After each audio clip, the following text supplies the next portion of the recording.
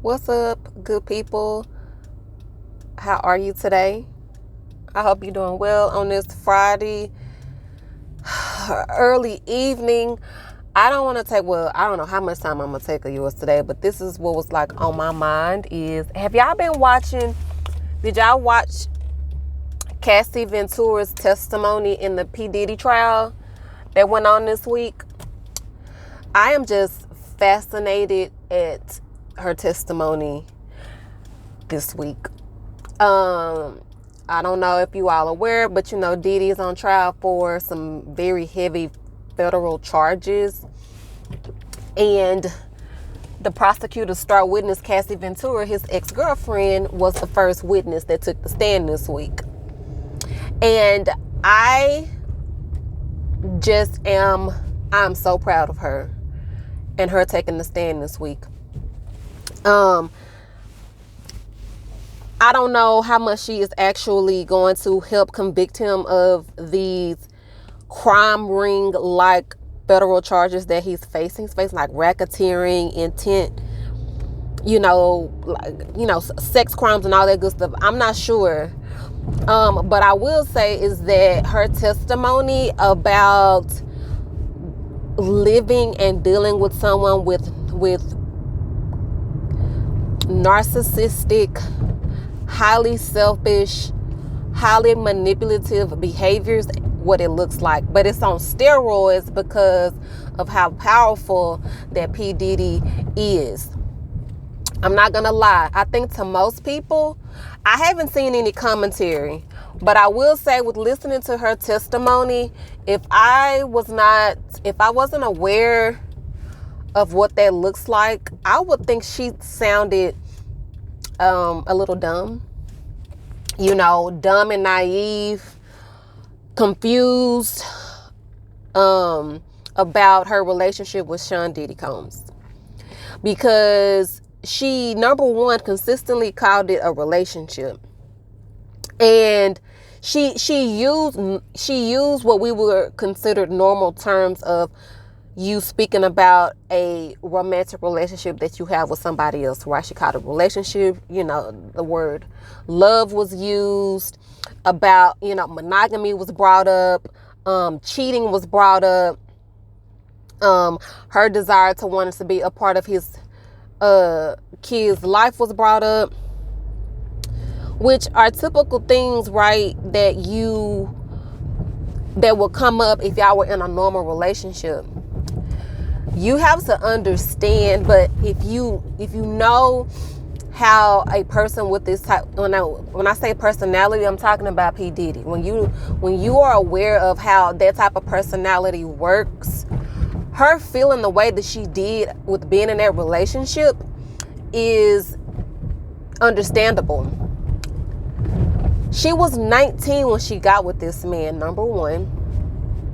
Number two, this man, she was also signed to this man's record label, right? So outside of her, plug somebody else into her situation, he already established a power imbalance in the very beginning. She's an unestablished artist signed to his record label, and he is X amount of years her senior, and she's 19. Everybody been 19 before this watching this video. What was your emotional and mental development as 19? At 19. That's 1 year removed from graduating from high school. What did you know at that tender age? Let alone dealing with someone as he was. He was already established, well known, had already amassed wealth and power and prestige and influence already when he met her. So with her using relationship, yes, this is from her purview, but you have to look at this not from what she is describing, but through the lens of how a person moves with this type of personality like P. Diddy has, or at least what his behaviors has demonstrated. So he creates a power imbalance in the very beginning, right? And I'm sure, from her testimony, right, Now, he is engaged in a sexual relationship with one of his artists, number one. And she's 19, number two.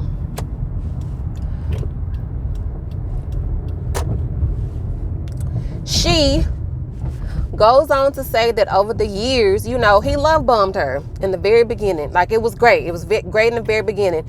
And again, if you know, are aware or familiar with how these type of relationships unfold, the best that it ever gets in a relationship with someone with narcissistic tendencies is in the very beginning. That's the best that it will get. Again, bringing back in, what does a normal relationship looks like in this situation? Well, in the very beginning of normal relationships, that is actually probably, you're laying the foundation, is building blocks, right? That's where you're working out the kinks and getting to know one another. And as time goes on, the relationship improves. In spite of humps and lumps and trials and tribulations along the way, from year 1 to year 40, in all intents and in general, year 40 would be better than year 1, right? You've matured, you've been through some things together, you've learned one another, you've compromised, the iron has been put into the fire. So, that is the expectation, right, of the natural maturation and evolution in a romantic relationship, right? But in a narcissistic relationship, it is downhill from the beginning. And you see these patterns in her testimony of how she describes the relationship. She also said many times, and even the prosecutors and defenders brought up about love. They used love in some of the, P. Diddy and Cassie used I love you in some of the text exchanges. The theme love was brought up during her testimony, right? Again, you have to think of it like this. This girl was 19 when she got with this guy. This very powerful man that is arguably able to make all of her dreams come true, to be his girl and to have the potential to become a superstar, right? So again, as you know, or if you don't know, she probably did love him at one point, right? But also there is a perpetual and constant state of confusion with being in a romantic relationship with someone with narcissistic, highly manipulative, highly controlling tendencies, okay? Because she probably, and I'm not putting words in her mouth, but from how this unfolds, you would think he done already start going upside this girl. Like, the abuse has already happened. When some of these text message threads, when the text message threads were shared, this was like years in, that she was still saying I love you, or that she was in love with him, or hurt behind him, having other girlfriends and things of that nature. You have to consider the maturity of the person that's talking, or her state of mind in that particular moment. She couldn't be, they was together for 11 years, starting at 19. So she was in her early 30s when the relationship ended, right? So you have to think about it like this. When you are in a relationship with a narcissistic person, a person that has narcissistic tendencies and behaviors, you are doing whatever that you can to keep that person off of edge. And she mentions this in her testimony. You might still say I love you to this person because you understand that changing up the norm, quote unquote, is dangerous. Because this person with narcissistic tendencies is always clocking your patterns. That's what they use to poke and prod and to pester you about, to find your weaknesses, all of it, to keep you off of your walker. That is one of their strategies. They'll pick up on that. You ain't said I love you in X amount of time. So you learn over the years, disrupting normal patterns is actually a way of triggering them. They already got an eagle's eye on you in the first place. She said that if she didn't answer the phone, that the man would call her incessantly and would get his staff involved and calling her to get her to answer the phone, or even show up at her personal residence, letting her know that, you know, he was trying to get in touch with her. That's another tactic, right? To wear you down. So you think, oh my God, she was in love with him. Maybe she was and maybe she wasn't. Maybe she did love him. But again, you're looking at it from a normal circumstance. You know, oh, I tell my spouse I love them before I leave, you know, in text messages, when we wake up in the morning, when they come in for work, etc. This woman could have very well still engaging in conversation as if they are in a relationship. But this is not a normal relationship. This is a relationship that is inherently imbalanced in so many ways, right? Power, resources, all of that. It's an imbalance.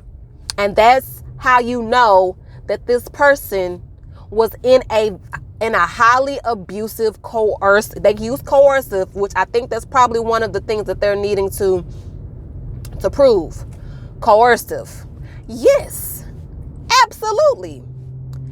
And this is the thing. People are like, well, how come nobody didn't know? How come nobody didn't know? Well, he has protection. She is protecting him. You know what I'm saying? She's protecting his public image in his industry.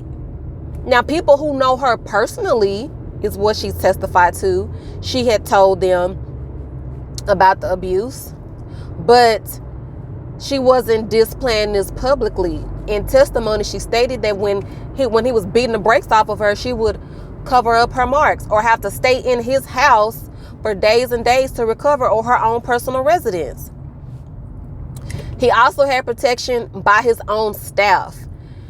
If you pay attention to who actually witnessed and was involved, was people under his power and control. This is another thing that you have to pay attention to. These are not people who are on his level of power, resources, influence that was a part of this. It was people that he had underneath his own thumb, which is his staff. That's it. They're bringing in former employees, etc. And I believe Cassie mentioned former employees who witnessed this, or who was involved, who was coordinating the escorts for the freak-offs, right? And people might say, why why was she still participating in the freak-offs? This woman was trapped, right? He hid this woman in plain sight. The whole orchestration, you got to think that people with narcissistic type personality traits and who behave in that way, it's illusion. I liken it to the devil. You know how the devil, and I'm using devil in a very,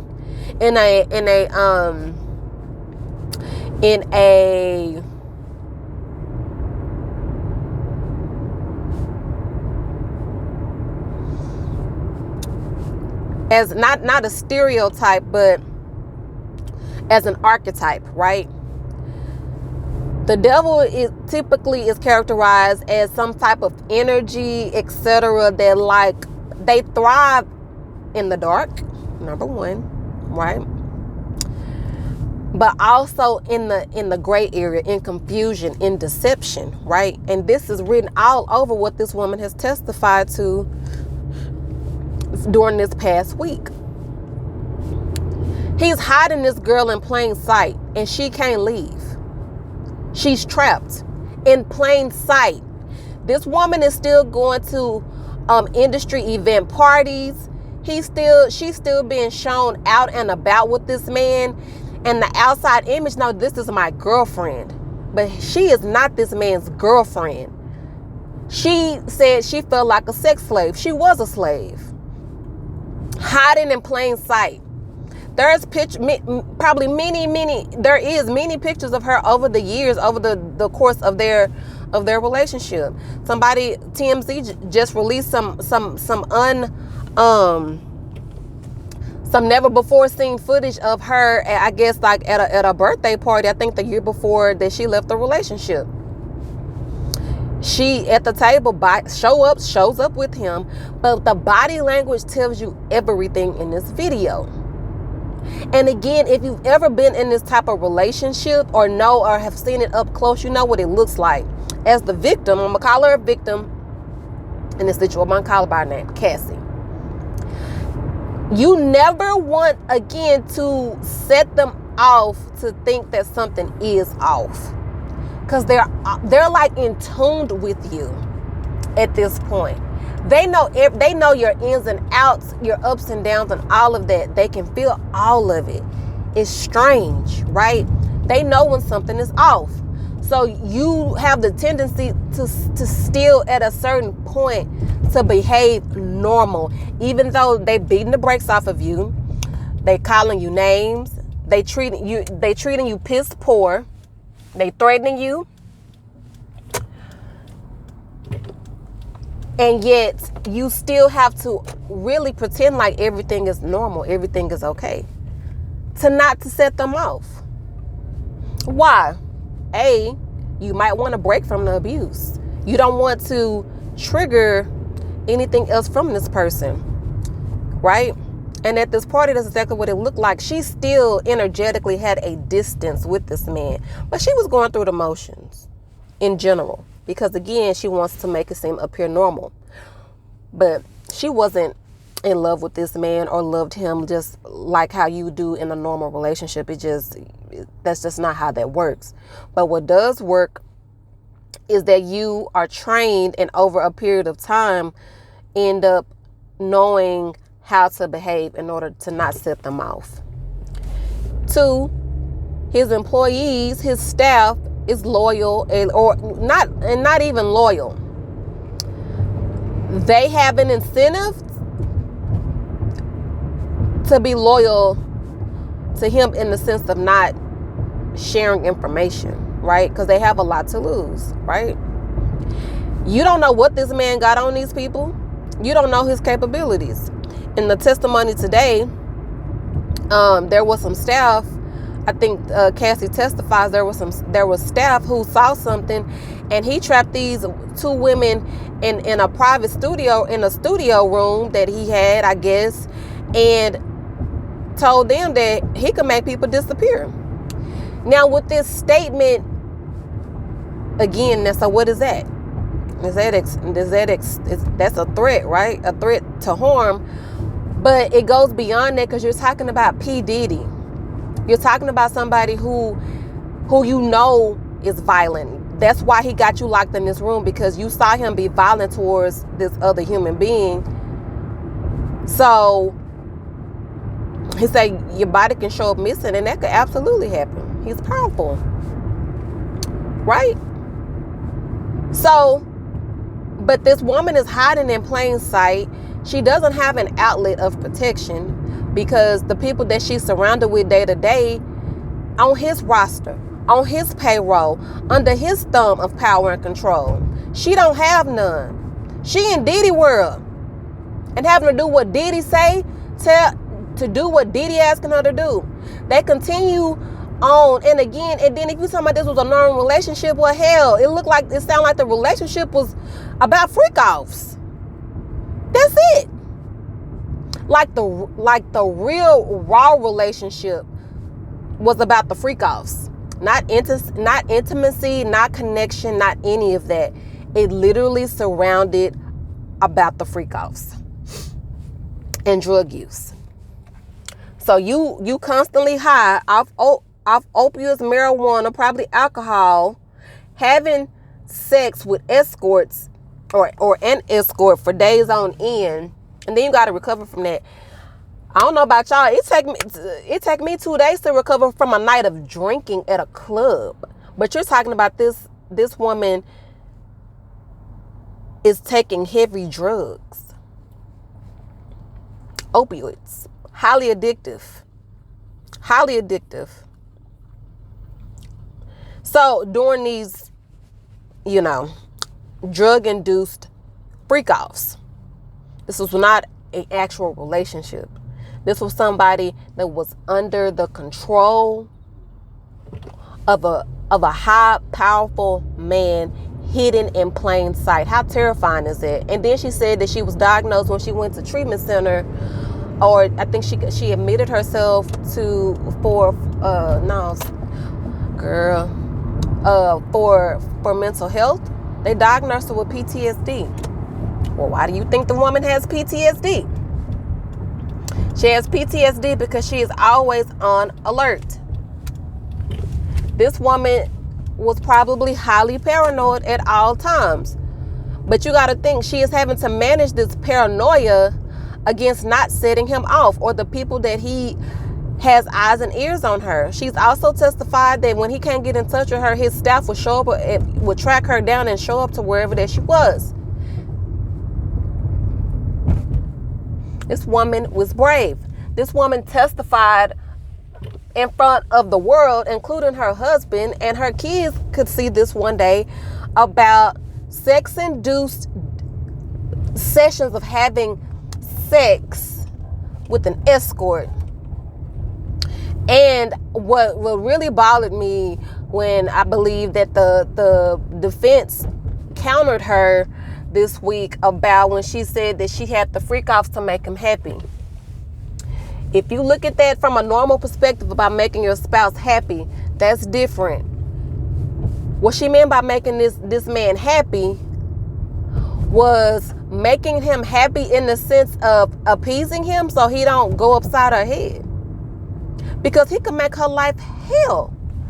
This is the premise of all of the things that the woman ever did. And she did her best. You got to think too, in these situations, some days you wake up and you just get tired and you wanna fight back. Because you're just sick of it. You don't know what else to do. You can't get out, but you also don't like being treated like a piece of crap. And so some days you fight back. Right? Some days you might draw a boundary. Because again, this is a power dynamic. This is a power struggle. You're doing the best that you can to survive in an environment that's conducive to your demise. And that's what she lived in. Saying that, she dated other people. Y'all got to think. They were not in a regular, healthy, loving, committed relationship. No, this was just the outside characterization that he used. You got to think how they think. Not how Cassie was thinking, but how P. Diddy was thinking with deploying this type of sadistic behavior towards this woman. Right? And even now, how he did it. It's not like the mob where there's, a lot of how powerful people involved. It's really just one person. It's one high-powered individual that is weaponizing the influence and power that he has with the resources, etc., that he has in order to keep his peons in place. That's just what it is. And so I hope that even with the operation that he did have going on, which is really Cassie and his employees, that's it. That's all that's involved. There was no outside people. You got to also think too, there is 2 layers to think of. Think about a circle. So his employees and him and Cassie is in the middle, right? This is the first circle. Ain't nobody getting into that. Ain't nobody gonna see the actual intimate exchanges in that dynamic, in those dynamics, right? Which works to his favor. And then you got the second ring within that, and that's like the outside public. Even his very powerful, influential friends and colleagues, right? And associates. I'm sure he's still having all these the famous white parties. He's still engaged in the life as an industry mogul, but he's living a dual life. He's the life of the party at the white parties and stuff. And then he's this sadistic person behind closed doors. What you got to say about that? I know I think that we have a lot to learn from this woman's testimony. I'm happy that she did it. You know, people who have lived through this and have survived it knows exactly what this woman went through and can relate to how she was able to describe the situation. With dealing with the devil, it's not black and white. It's all gray, right? Because that's how he's able to move and shake in a way to not be seen. To play smoke and mirrors. That is the name of the game, right? Versus the light, you can see everything. It's clear cut. You can see everything for what it is. But that's not how the devil works. It's just not. So the devil is in the details, but it's the smoky details. It's the fact that, yes, her testimony, her words are clear in how she's describing it, but if you peel back the layers and the details she's showing, it's not like when she was in those moments, she was clear about what was going on, clear about everything. But that's the whole point. To me, that is what's proving the prosecutor's case. I just hope that what she described and whoever else comes after her with testimony is able to kind of bring that home. I don't know what I don't know what threshold that the prosecutor has to go through in order to prove this. I don't. And in my opinion, it's not looking, in my opinion, even as strong as her testimony is her testimony strong enough to prove what he's on trial for? We know that this was a highly abusive, narcissistic person that she was dealing with. And I'm hoping and look forward to seeing how the prosecution is able to build from here. Kudos to Cassie. I wish her and her family nothing but the best. Girl, you got out. You have started over with your life and have an opportunity to build your life. I thank you for being an example of bravery and courage to get out here, because I see you, sis. You was willing to put all of it out there for you to look like a fool in order to shed light on the real monster. I appreciate you doing that. And it takes a lot of courage to do it. And I thank you for it. Until next time, y'all, you all take care. Bye-bye.